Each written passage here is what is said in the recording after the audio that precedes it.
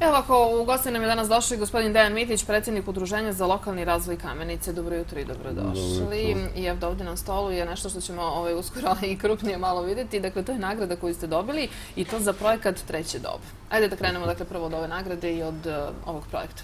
Ovako, Erste fondacija na svake 2 godine raspisuje konkurs za nagradu iz oblasti socijalne integracije. To je međunarodna nagrada koju dodeljuje međunarodni žiri. Konkurencija je bila velika, 1850 projekata iz 11 zemalja.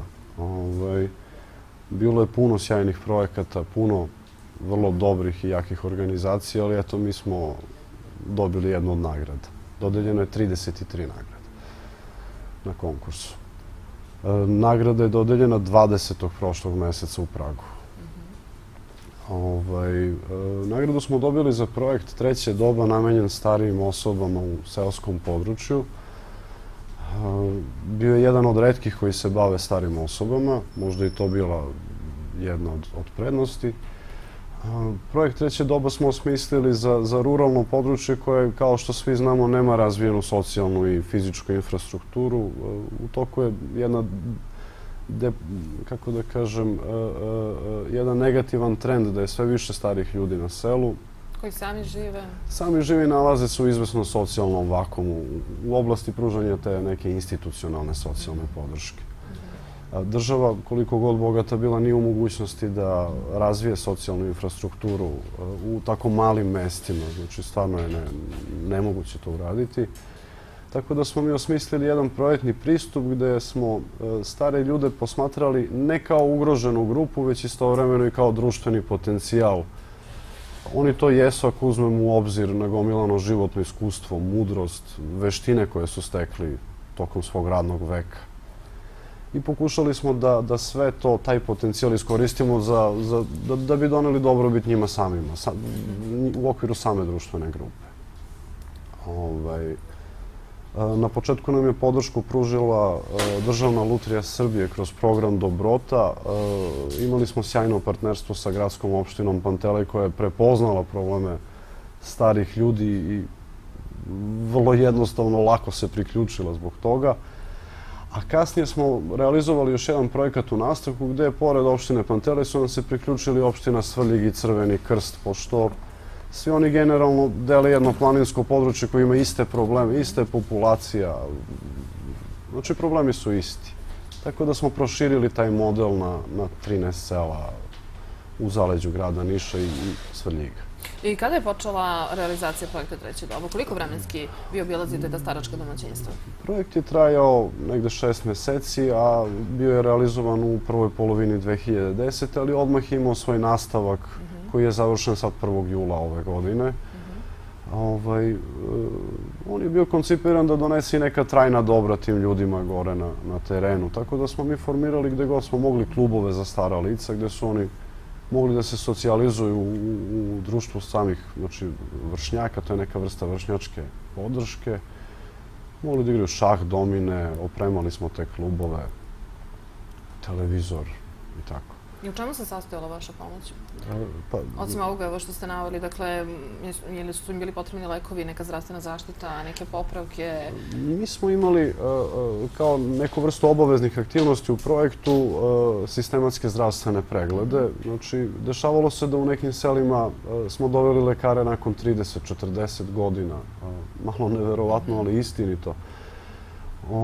Time smo hteli da doprinesemo da direktno poboljšanju zdravlja tih ljudi, ali i da poražavajućim rezultatima koje smo dobili nakon tih pregleda da ukažemo kome god je to u interesu i ko može da promeni situaciju, da ukažemo na teško stanje tih ljudi.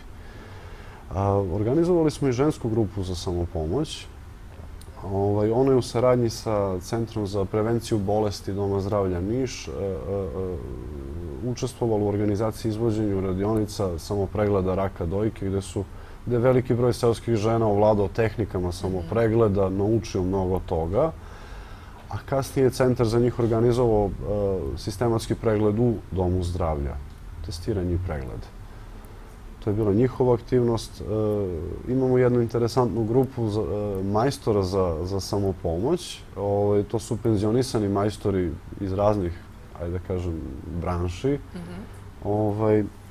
Oni vrše male popravke štekera, prekidača, rešoa, bravica, tako da eto, to je interesantno. Isto i to je na neki način podrška samostalnom stanovanju tih ljudi koji njima to mnogo znači, to je direktna pomoć. Obišli ste preko 1000 staračkih domaćinstva? Pa bilo je preko 1500 korisnika, direktnih, a ajde da se ne izražavam previše projektno, bilo je puno i indirektnih koji su bili u kontaktu sa projektom.